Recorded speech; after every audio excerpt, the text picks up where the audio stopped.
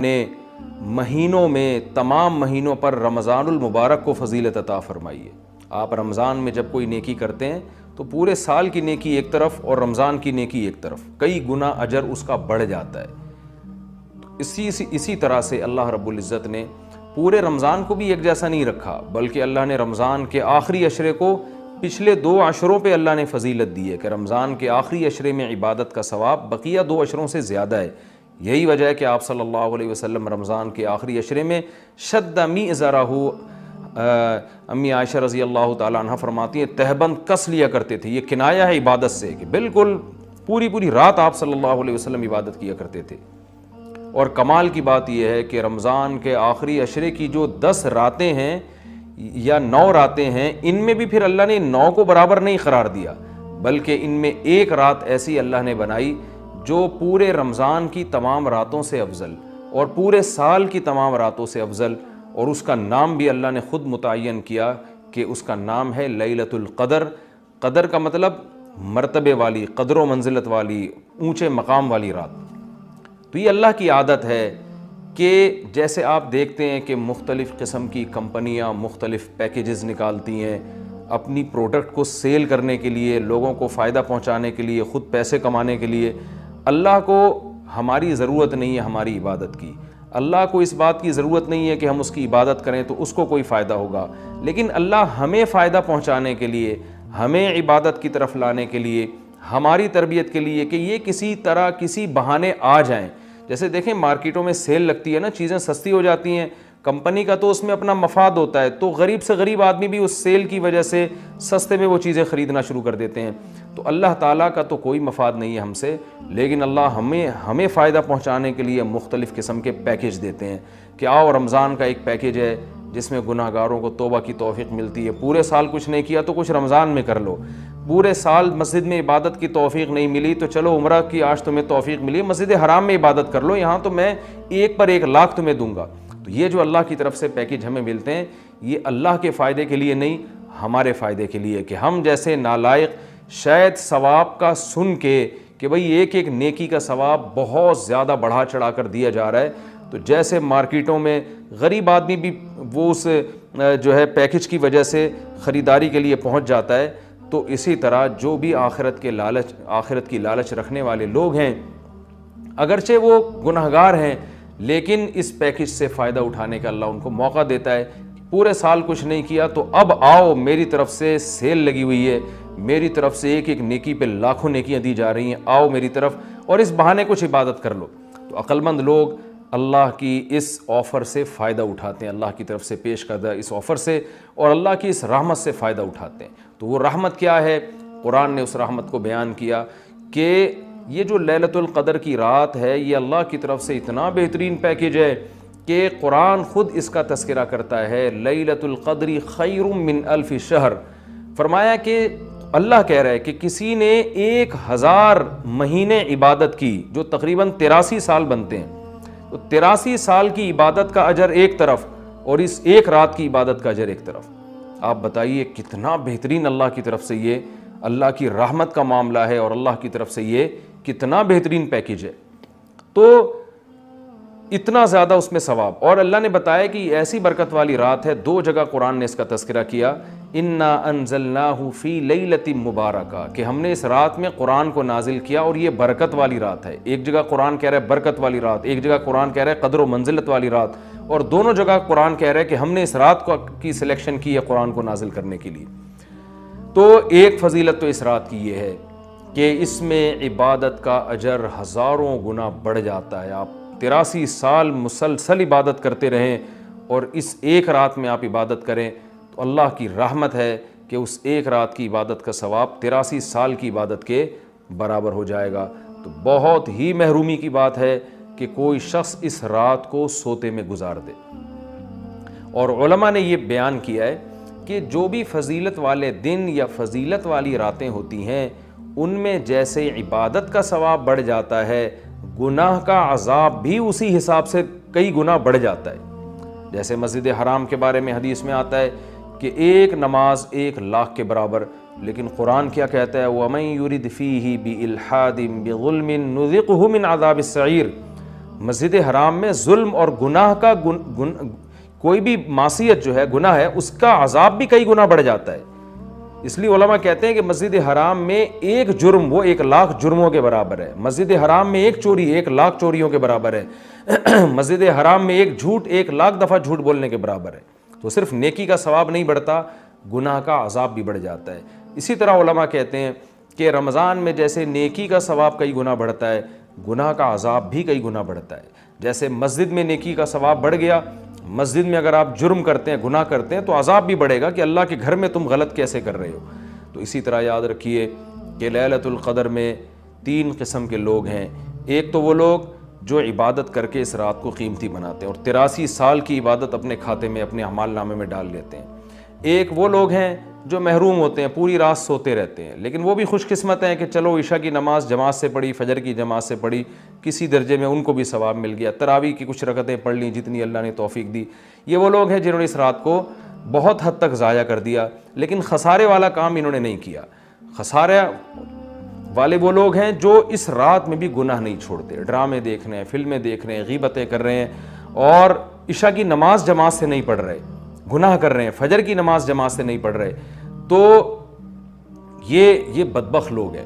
تو خوب یاد رکھیے کہ لیلۃ القدر میں جیسے عبادت کا ثواب بڑھتا ہے، ایسے ہی گناہ کا عذاب بھی کئی گنا زیادہ بڑھ جاتا ہے۔ اور یہی حکمت ہے، علماء بیان کرتے ہیں کہ رسول اللہ صلی اللہ علیہ وسلم نے ہمیں یقینی طور پر لیلۃ القدر کی رات متعین کر کے نہیں بتائی۔ آپ نے یہ فرمایا کہ طاق راتوں میں تلاش کرو، آخری عشرے میں تلاش کرو، وہ رات اسپیسیفک متعین نہیں کی۔ اس میں یہی حکمت علماء بیان کرتے ہیں کہ اگر وہ رات متعین کر دی جاتی اور پھر اس رات میں کوئی پوری رات سو کے ضائع کرتا تو اللہ کی اس پر حجت تام ہو جاتی۔ اللہ کہتے تجھے تو پتہ تھا کہ آج لیلۃ القدر کی رات ہے، تو نے آج گناہ کیسے کیا، تو نے اس رات کو ضائع کیسے کیا، تو اور زیادہ عذاب آ سکتا تھا۔ ایسا نہ ہوتا کہ دنیا میں ہی عذاب آ جاتا۔ تو اس لیے اللہ نے اس کو مخفی کر دیا، کہ تھوڑا سا کنفیوژن میں ڈال دیا، کہ تاکہ اس میں اگر کوئی اس رات کو ضائع کرتا ہے تو اس کو یقینی طور پر افسوس نہ ہو، کہ ہو سکتا ہے وہ یہ سوچے شاید آج کی رات نہ ہو، بلکہ ہو سکتا ہے کل یا پرسوں کی رات لیلۃ القدر ہو جائے۔ ایک حکمت تو علماء یہ بیان کرتے ہیں۔ دوسری حکمت یہ بیان کرتے ہیں کہ اگر لیلۃ القدر کی رات متعین کر دی جاتی اور اس رات اتفاق سے کوئی سوتا رہ جاتا، بیماری کی وجہ سے عبادت نہ کر پاتا، تو پھر وہ بقیہ راتوں میں بالکل بھی عبادت نہ کرتا۔ وہ کہتا لیلۃ القدر تو گزر گئی، اب میں رات جاگ کے کیا کروں گا، اصل جو اللہ کی طرف سے رحمت والا معاملہ تھا وہ تو میں نے ضائع کر دیا۔ تو اللہ نے اس امت پر احسان کیا کہ بتا دیا بھائی آخری عشرہ ہے اور طاق راتوں میں امکان زیادہ ہے، تاکہ کوئی 21ویں رات کو عبادت نہ کر سکے تو اس کو یہ خیال نہ ہو کہ بھائی اب لیلۃ القدر کا چانس ہی ختم ہو گیا، بھائی ہو سکتا ہے 22ویں ہو سکتا ہے 23ویں ہو۔ تو اس لالچ میں، اس امید میں وہ 10 کی 10 راتیں عبادت کرے گا۔ اور تیسری حکمت علماء نے یہ بیان کی ہے کہ لیلۃ القدر کی رات کو 100% متعین کر کے نہیں بتایا گیا تاکہ لوگ اس بہانے زیادہ عبادت کریں اور جو طلبگار ہیں انہی کو ملے۔ اب جو آخری 10 عشرے میں یقینی طور پر پوری عبادت کرے گا اس کے لیے تو لیلۃ القدر یقینی ہے، جو آخری عشرے میں کچھ راتیں جاگے گا، کچھ راتیں نہیں جاگے گا، تو اس کے بارے میں امکان ہے کہ شاید لیلۃ القدر اس سے فوت ہو گئی ہو۔ ہاں، طاق راتوں میں جو عبادت کرے گا، تمام طاق راتوں میں 21ویں میں، 23 میں، 25 میں، 26ویں، 27ویں رات، 29ویں رات، تو اس کے بارے میں بھی امکان ہے کہ وہ لیلۃ القدر کو پالے گا۔ تو اللہ تعالیٰ یہ چاہتے ہیں کہ جو پورے آخری عشرے میں تمام طاق راتوں میں خاص طور پر عبادت کریں ان کو لیلۃ القدر ملے۔ تو اگر اللہ رات متعین کر دیتے تو پھر تو ہر آدمی اس لیلۃ القدر میں جاگ لیتا، لیکن اللہ نے نظام ایسا بنایا کہ بھئی جو طلب کرے گا اور تمام راتیں جاگے گا اس کو تو یقینی طور پر لیلۃ القدر ملے گی، اور جو تمام راتوں میں عبادت کا اہتمام نہیں کرے گا تو اس کے لیے معاملہ مشکوک ہے، امکان ہے کہ مل جائے، امکان یہ بھی ہے کہ نہ ملے۔ تو اس لیے بھی علماء کہتے ہیں کہ لیلۃ القدر کی یقینی طور پر تعیین نہیں کی گئی۔ بہرحال بہت کثرت سے اس بارے میں روایات ہیں جن میں آتا ہے کہ رمضان کے آخری عشرے میں اور رمضان کی طاق راتوں میں خاص طور پر آپ صلی اللہ علیہ وسلم نے فرمایا کہ لیلۃ القدر کو تلاش کرو۔ تو ہمیں لیلۃ القدر میں کرنا کیا ہے؟ اس میں کچھ بدعتیں بھی پھیلی ہوئی ہیں، جتھے بنا کے مسجدوں میں جانا اور اجتماعی عبادتیں کرنا، یہ تمام چیزیں اسلاف سے ثابت نہیں ہیں۔ اور ان کو دین سمجھ کے کریں گے یہ بدعت ہو جائیں گی، سنت سے دور ہیں یہ سب چیزیں۔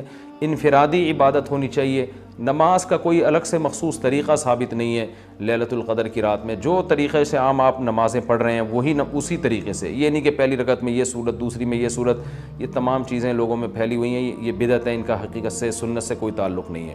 تلاوت کریں، دعائیں مانگیں اور تہجد کی نماز پڑھیں، جتنے نوافل اللہ آپ کو توفیق دیتا ہے، آپ جیسے عام معمول ہے نوافل پڑھنے کا اسی طرح پڑھیں، اور بہتر ہے گھر میں عبادت کریں۔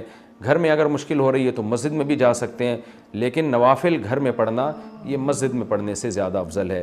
مسجد میں شور شرابہ کرنا، لیلۃ القدر کے نام پہ جتھے بنا کے بیٹھنا، پھر لیلۃ القدر کی رات پہ پوری رات پروگرام چلنا مسجدوں میں، یہ سب چیزیں لوگوں کو عبادت سے غافل کرنے والی ہیں۔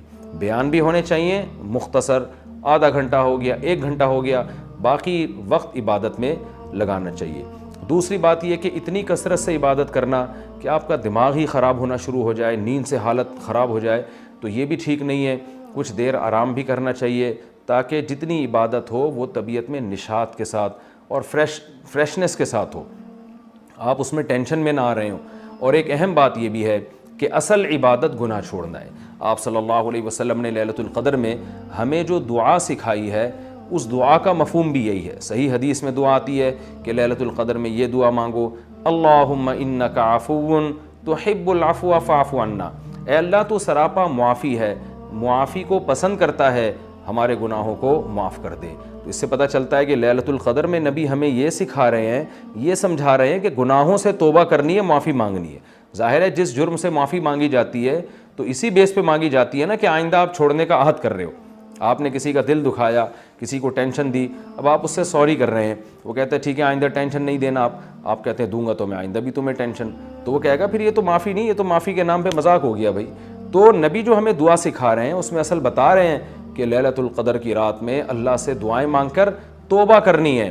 تو اس رات میں آپ عبادت کریں، اللہ سے دعا مانگیں، اور دعا کیا مانگیں کہ اللہ جو گناہ ہماری زندگی میں ہیں ان سے ہم توبہ کرتے ہیں اور آئندہ ہمیں ان سے بچنے کی توفیق عطا فرما۔ گناہ کیا ہے؟ نمازوں کا قضا کرنا، داڑھی کاٹنا، خواتین کا بے پردگی کرنا، اور سود لینا، بہنوں کی وراثت نہ دینا، اور جاندار کی جو تصویریں آج کل لوگوں نے گھروں میں ڈیکوریشن کے طور پر تصویریں لگائی ہوئی ہوتی ہیں، یہ سب ناجائز ہیں۔ آپ صلی اللہ علیہ وسلم نے فرمایا ان من اشد الناس عذابا یوم القیامۃ المصورون، کہ سب سے سخت ترین عذاب قیامت کے دن تصویر بنانے والے کو ہوگا۔ ڈیجیٹل کیمرے کی تصویر میں تو بہت اچھا خاصا علماء کا اختلاف ہے کہ ہماری رائے یہ کہ تصویر میں داخل نہیں ہے، لیکن جو پرنٹڈ تصویر ہوتی ہے اور کسی شرعی عذر کے بغیر ہو، ایک تصویر کسی ضرورت سے ہوتی ہے، بلا وجہ شو بازیوں کے لیے اپنے باپ داداؤں کی تصویریں دیواروں پہ سجانا، یہ فیشن ہمارے یہاں بنتا چلا جا رہا ہے۔ اور جو بت بنے ہوئے ہوتے ہیں تصویر کے نام پہ، وہ بھی اسلام میں حرام ہے۔ تو ان سب چیزوں سے ہمیں لیلۃ القدر میں توبہ کرنی ہے، شراب سے، زنا سے، بد نظری سے، والدین کی نافرمانی سے، رشتہ داری توڑنے سے۔ آپ صلی اللہ علیہ وسلم نے فرمایا جو خونی رشتوں کو توڑتا ہے وہ جنت میں داخل نہیں ہوگا۔ لیلۃ القدر کی رات میں آپ اپنے خونی رشتوں کو منا لیں۔ اس رات میں آپ اگر رشتے کو جوڑیں گے اس کا ثواب کئی گنا زیادہ ملے گا، اس کی برکتیں بہت زیادہ ہوں گی۔ تو اس رات میں صدقہ خیرات بھی کرنا چاہیے، اور ان تمام جرائم سے، نماز چھوڑنے کا گناہ، سود کا گناہ، وراثت کھانے کا گناہ، جو بھی ناپ تول میں کمی کا گناہ، آپ اگر کسی ادارے میں جاب کرتے ہیں، آپ تنخواہ پوری لے رہے ہیں مگر آپ کام میں ڈنڈی مار رہے ہیں، یہ خیانت ہے جس سے قرآن نے روکا ہے۔ یہ بھی ایک جرم ہے، اس جرم سے بھی ہم نے اس رات میں توبہ کرنی ہے۔ اگر کوئی کرایہ دار مالک مکان کے گھر کو امانت کے طور پہ استعمال نہیں کرتا، یہ بھی امانت میں خیانت ہے۔ اور اگر مالک مکان کرایہ دار کو تنگ کرتا ہے یا کرایہ دار مالک مکان کو ٹائم پہ کرایہ نہیں دیتا، یہ بھی جرم ہے جس کو قرآن بیان کرتا ہے امانت میں خیانت۔ تو جہاں بھی دو آدمیوں کا معاملہ ہو رہا ہے اور اس میں آپ ڈنڈی مار رہے ہیں، یہ بہت بڑا جرم ہے۔ قرآن میں اہل جنت کی یہ صفات بیان نہیں کی گئی ہیں۔ تو اخلاق کو اپنے درست کرنا، آپ صلی اللہ علیہ وسلم نے فرمایا منافق کی 3 نشانیاں ہیں، بات کرتا ہے، جھوٹ بولتا ہے، امانت دی جائے تو خیانت کرتا ہے، اور جب کسی سے بحث مباحثہ کرتا ہے تو گالم گلوچ پہ آ جاتا ہے۔ آج دیکھیں دفتروں میں کیا حال ہے، بات بات پہ گالیاں، ذرا سی کوئی مسئلہ ہوتا ہے فوش فوش گالیاں نکالنا شروع کر دیتے ہیں۔ تو یہ تمام چیزیں ایسی ہیں جن سے ہمیں اس رات میں توبہ کرنی ہے۔ اللہ تعالیٰ سے دعا ہے کہ لیلۃ القدر کی رات اللہ ہم سب کے لیے خیر اور برکت والی بنائے، اور اس رات میں ہمیں عبادت کی توفیق عطا فرمائے، اور اس رات میں ہمیں گناہوں سے سچی توبہ کی توفیق عطا فرمائے۔ وما علینا الا البلاغ۔